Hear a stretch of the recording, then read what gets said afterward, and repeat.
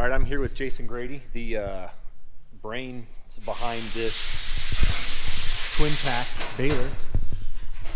This is, Jason, tell us about it. What are we doing here? What's going on? So I've been here for 3 weeks and we've been working out problems, little problems, all the little tedious stuff that makes it not tie or doesn't slide the bale on the bale chute a little, very good. Before we get too far, how many of these balers have you made and sent to customers? There's 3 to customers right now. So you are working on the first 3 Yep. that have ever been made. Yep. First public machines.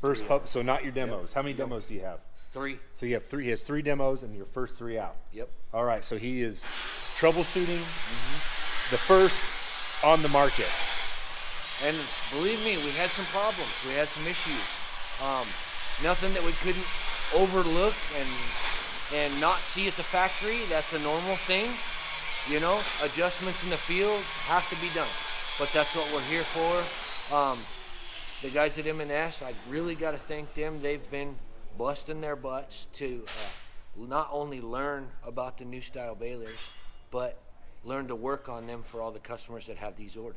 Yeah, that's this is new to them as well, isn't it? Yeah, it's new to everybody. Very new. New to the guys operating them, new to the guys working on them, not new to you. How long have you been working on this project? 7-8 years. Oof. I might have given up. No, I can't give up, man. It's a dream. All right, so let's talk about, I guess, there's been some recent bugs, problem. What would you want to call them? Just really bugs, adjustments, whatever you really want to call it is what you call it. But new bug jitters, new machine jitters, that type of deal. I mean, everybody goes through them. Yeah. I mean, we were having problems sliding hay on our bale chute, so we had to totally reconfigure our bale chute here at M&S Equipment. It's fully reconfigured. It delays the bale perfectly. It weighs the bales perfectly now. Everything's working properly now. The only thing we had trouble with, we weren't getting enough twine finger action or timing of the machine, which some people know, some people don't know, but we were having timing and twine finger issues. We've fixed all that, and we really want to bale some grass for Trevor tomorrow. We're going to run it on some ryegrass tomorrow. Yeah. Well, do you want to walk over and point out the exact issues? Yeah, for Okay. sure. All right, we're over here at the bale chute now. Things have changed since I last saw this baler. I walked through it several weeks ago and put a video up. The bale chute wasn't even on the machine yet, so unfortunately you guys don't get to see the before and after. You just get to see the after. So Jason, if you want to point out some changes in where the problem was. Yeah, for sure. So there were multiple problems here. When we steam with small bales, which nobody's really ever done yet, we were having sticking problems. So anytime you steam, it's hot and it's sticky from the water and it wants to stick on all our bars. So now we did a platform style scale where the bale turns 90 and sits on here, and the next one pushes it out and then down the ramp. So it's so much steeper that it works properly. So this doesn't drop down at all. That stays flat. That stays right where it's Again, at. that bale pushes it off, and then this one just falls right out. Right. Was that flat? Or I can see, so you can see where you've done some cutting and, Right. and some fabricating. This wasn't as steep. Right. These were just going straight up, and Okay. this side was the same, and it had the stop gate on it. It's hard to tell with the video, but what degree of an angle? Is that a 45 or not quite? I would say 42 degree. Yeah, right there. You're pretty close. So there's close to a 40-something degree angle, so that bale's just going to slide right out. Right. And you said this weighs the bales now. Yeah. So this is a scale, and so is that. Okay. And when the bale drops on there, it scales the bale, and as it pushes it off, it scales it the entire way. And then when it gets down here on the end, of course, the scale doesn't work that great, and then it falls off. But every time you get a new bale, you get a really good, accurate weight.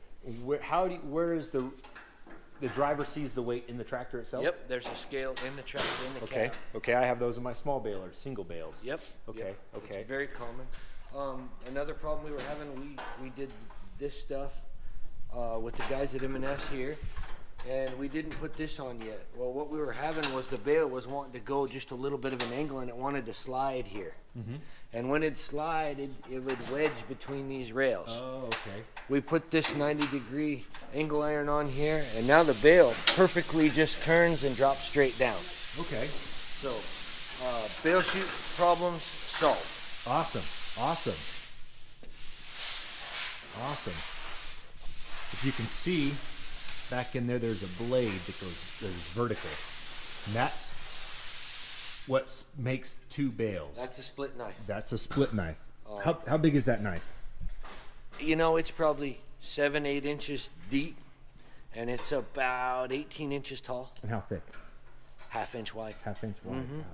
A lot of this metal in here looks pretty thick. Everything's thick on these machines. These are built to last a farmer's lifetime and maybe his son's too. Wow. Something special kind of about our chute, you can see I can push it down just a little bit. Well, it has like coilover racing shocks on Oh, yeah. it, like Baja style stuff. Jason knows a little bit about racing. Yeah, we might know a little bit. So as you're going over a border or you're going through the field and you hit a prairie dog hole, you know, I can sit there and pick this. This thing's like 700 pounds, and I can pick it up like nothing. Yeah, like nothing. So it takes the bumps like a Cadillac. There's another question I was going to ask you. I forgot now. Whoops. Well, we'll think of it later. Yeah, this is quite a machine. Quite a machine. Yep. What else? You're saying the timing, or is that more difficult? Is that? No, I can kind of explain that. Really, though, in grass, it's a really springy material. Grass anywhere is very springy. It's like straw, you know, Sudan. Alfalfa is very easy to bale. Everybody knows alfalfa is easy to bale. Nobody's going to believe this, but we were getting about 40% of our twine finger actuation from just a misadjustment at the factory. So really, we were using a machine and it was tying. We never had a mistie in the alfalfa till we went to the grass because we had a misadjustment from the factory. Now that we've got all the bugs worked out, the timing's spot on, the twine fingers go 90 degrees. We were tying alfalfa without twine fingers on this machine. So I'm really excited to see what it'll do with actual twine fingers working. Yeah, that's super exciting. Oh, here's what I remember. Up where you farm, where you came up with this idea, what pressure do you run this machine at? And the way we farm down here with the lighter bales, what pressures are you expecting from these? For guys that understand baling and pressures, what does this machine run at? So the system, the hydraulic system on this machine is so much different than any other small baler. It more mimics a big baler.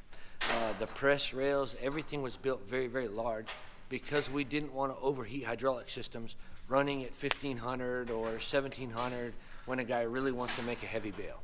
Okay. So that was the other issue we were having. We couldn't get the bales light enough for the liking of people in Arizona for the retail market. We changed some valves around, we did some things inside the chamber, and now we get 78-pound bales if we want. So it's no longer an issue. If you run a steamer on a small baler, which isn't really a thing people do in the past,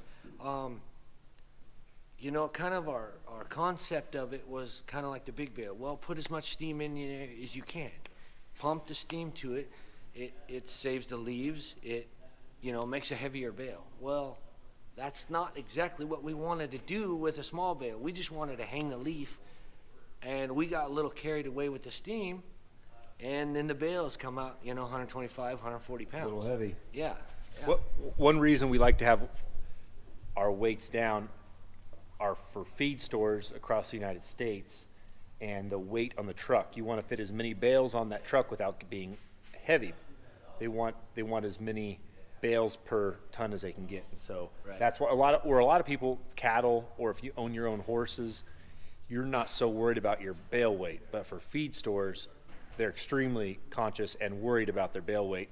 And as I spoke about in the previous video, consistency is important. This has a scale on it, so it should, and what he was just talking about with the weights, should be able to be extremely and very consistent with this setup as well. What'd you say? Yep. Yeah. Awesome. Well, now that we have you here, you want to do a walk around with it? Yeah, for sure.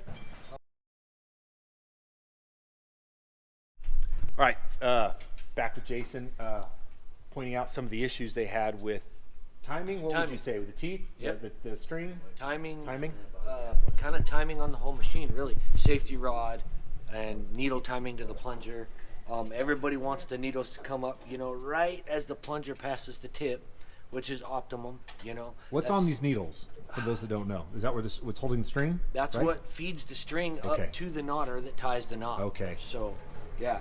All of us at M&S and people at GK, I mean, we probably got 50, 60 hours in trying to figure out what was wrong.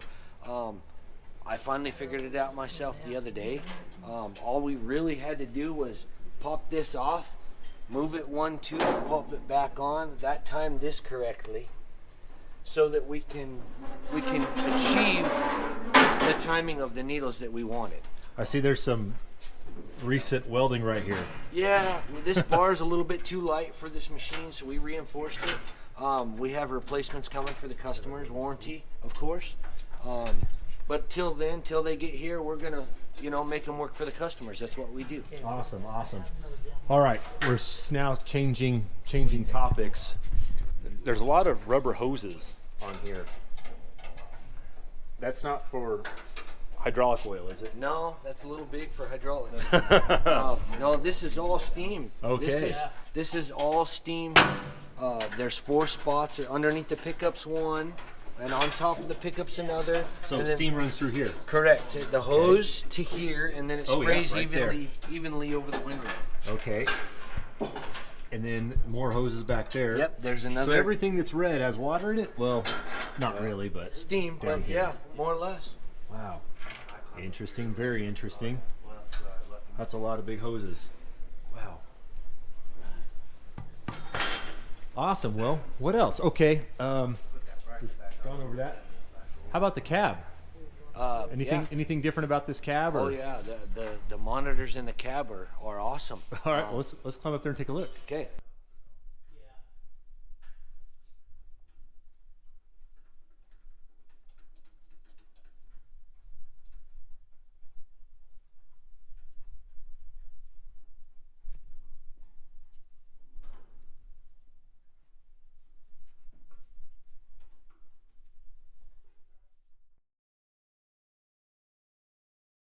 People are gonna plug this. Sitting up in the cab with Jason. And As long as we don't do the pick the nose thing, I'm good.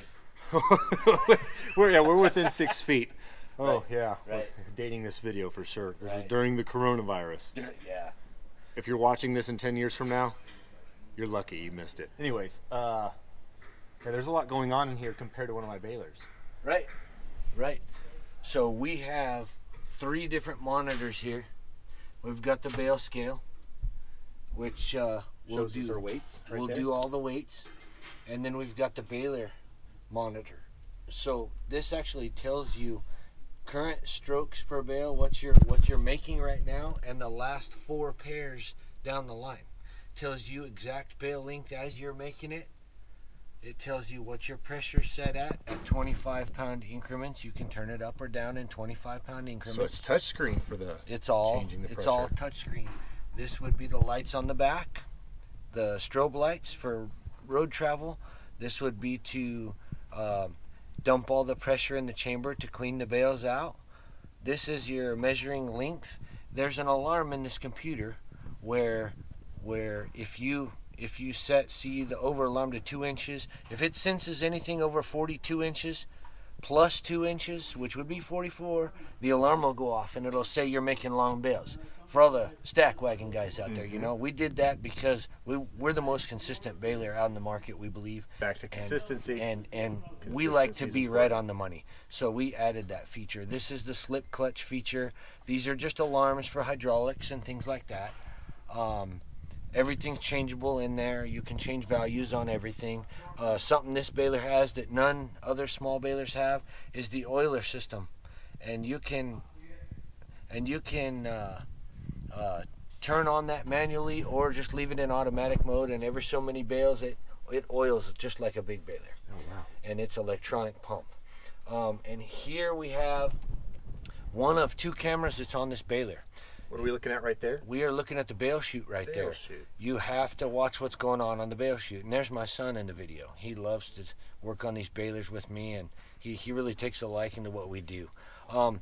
You can switch the channel to channel 1, and that camera has a magnet on it. Well, so there's one of the M&S guys working on the machine there.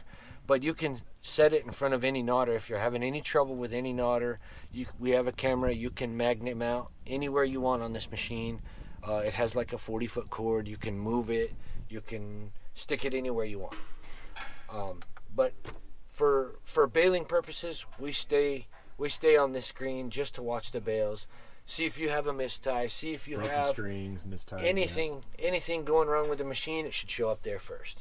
Awesome. Well, we're sitting in a red tractor for all you tractor fans out here.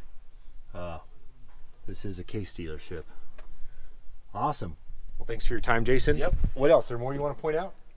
So I keep getting blown up by the 2-string guys. Oh. And it's beyond. I had to start with the 3-string first, guys. The 2-string is coming. It is going to be a much smaller, dumbed down version of what you see here. It's going to have a big baler pickup. It's going to have a big baler packer. And it's going to eat like nothing the 2-string guys have ever seen. We're going to take the 2-string guys from the 1950s and put them in the 2020s. That is going to drop this fall at the World Ag Expo. We're going to let everybody touch and feel it. We're going to be doing a little bit of testing before the show. Maybe even bring a few 2-string bales out there that we made and let everybody check some stuff out. So there are some very exciting things coming for all the 2-string people. You know, all the guys in Canada, all the guys on the East Coast of the United States, and everybody that's being too impatient with me right now. We can only do so much in so little time. It's exciting stuff. Very exciting stuff. For sure. Well, thanks for your time, Jason. Yep, And we'll be running this tomorrow, correct? Yep. This exact machine? Yep. And This exact machine. We'll see if it works in grass, I guess. Yeah, we'll be pretty busy. We're not going to bug Jason too much, but we'll get to see what's going on during, and then we'll be able to talk to him afterwards and see how he felt and how everything went. So awesome. We don't want to bug him while he's working, trying to get stuff dialed in. Awesome. All right, thanks again, Thanks, Jason. Trevor.